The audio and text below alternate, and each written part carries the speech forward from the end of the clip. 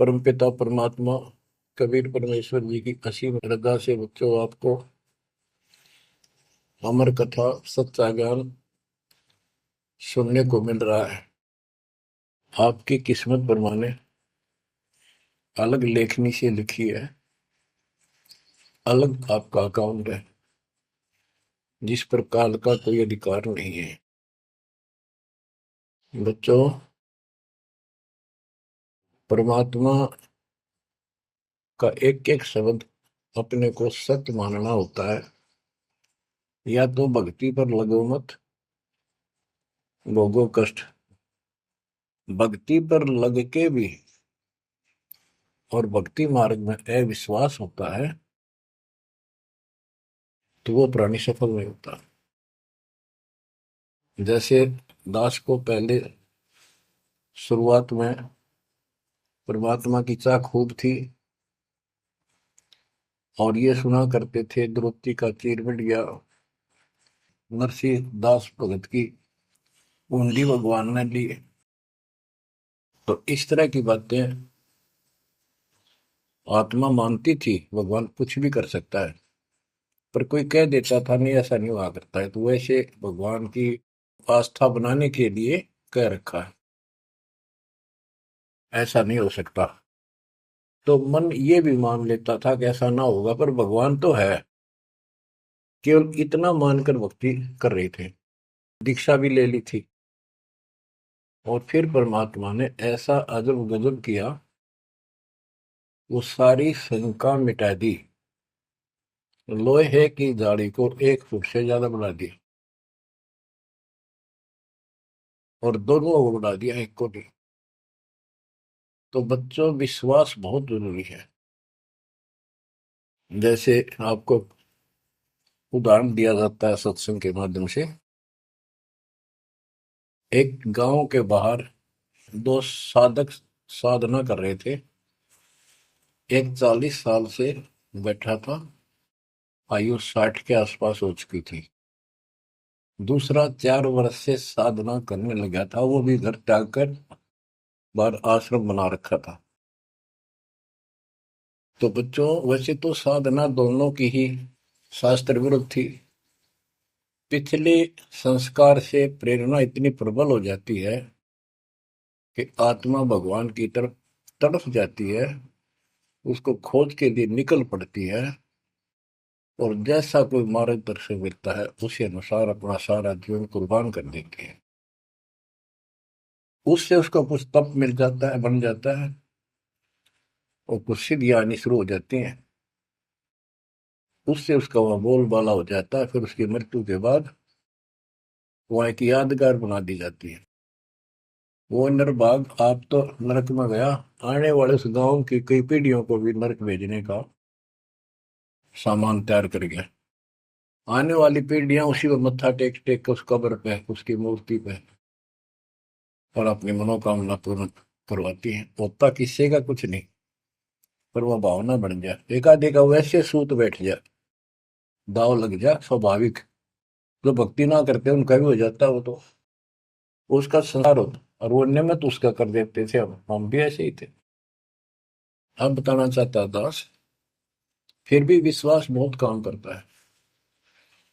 भगवान उसके नंबर देता है अलग से, तो उसकी भक्ति में आस्था अगले जन्म में भी बनी रहती है इस तरह की क्रियाओं से।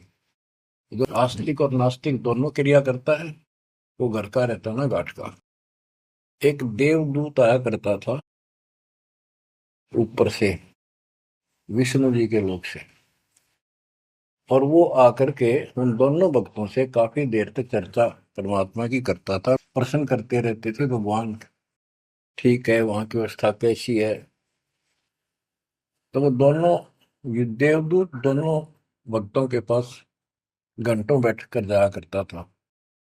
देवदूत से भगवान ने पूछा भी, विष्णु ने, कहा जाता है, ये ऐसे ऐसे आपके भगत हैं, बहुत गजब के, कुर्बान हाथ के लिए तो उस गांव में, और मैं वहां बैठ रहता हूँ कुछ देर जाके,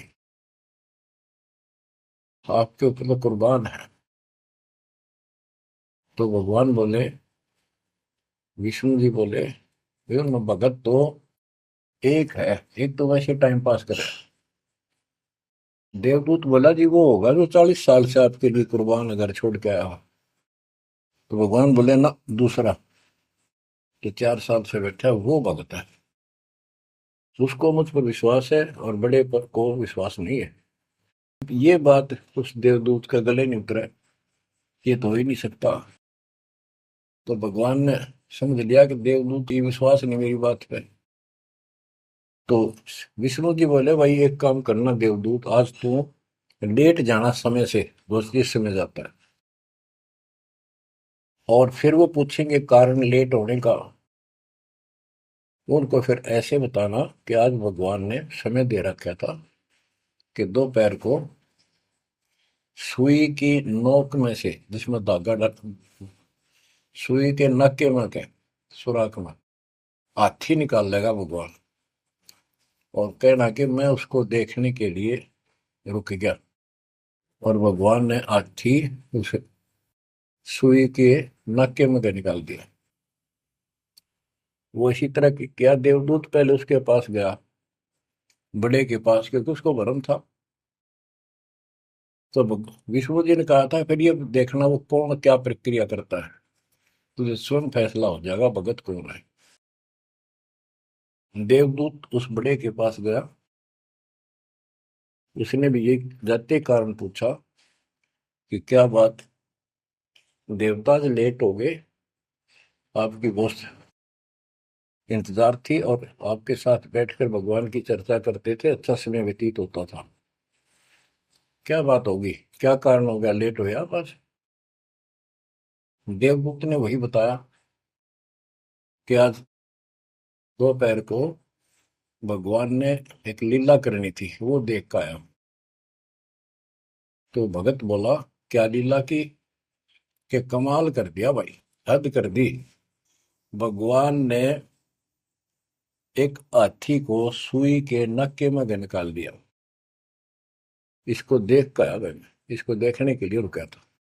भगत बोला 40 साल वाला देवदूत, देवता, इसी झूठ बोल, किसी का जत जा, ये कभी हो सकता है, सुई के नक्के में का हाथी निकल जा, क्यों झूठ बोल रहा है, देवता होकर ऐसी बात कर रहा था।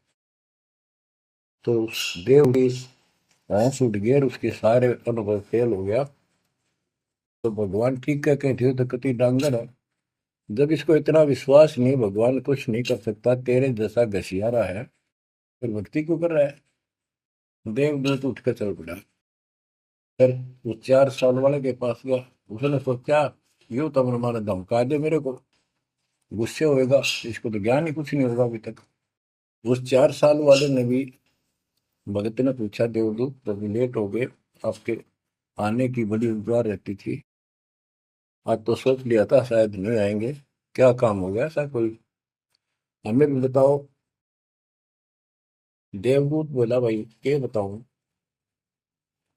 झूठ में कह नहीं सकता, और सच्ची किसी का गला उतरती नहीं। भगत बोला बताओ तो सही क्या बात है। क्या दोपहर को भगवान ने एक लीला करनी थी, मैं उसको देखने के लिए रुक गया। क्या लीला थी, देवदूत बोला सुई के नक्के में क्या भगवान ने हाथी निकालना था।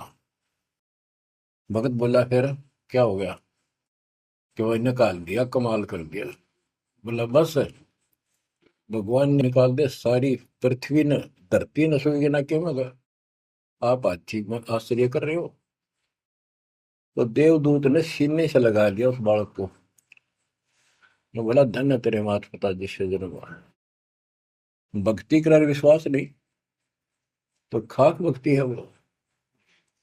कह कबीर सुनो भी साधो, मैं तो हूँ विश्वास में। तो अपने परमात्मा की भी क्या पे अविश्वास नहीं होना चाहिए। और ये धीरे धीरे आपके साथ भी परमात्मा ऐसी लीला करते रहेंगे और कर भी दी होगी, और ना भी हो तो इतने सारे प्रमाण दिए जाते हैं, विश्वास कर लेना, परमात्मा की भक्ति से दूर ना होना।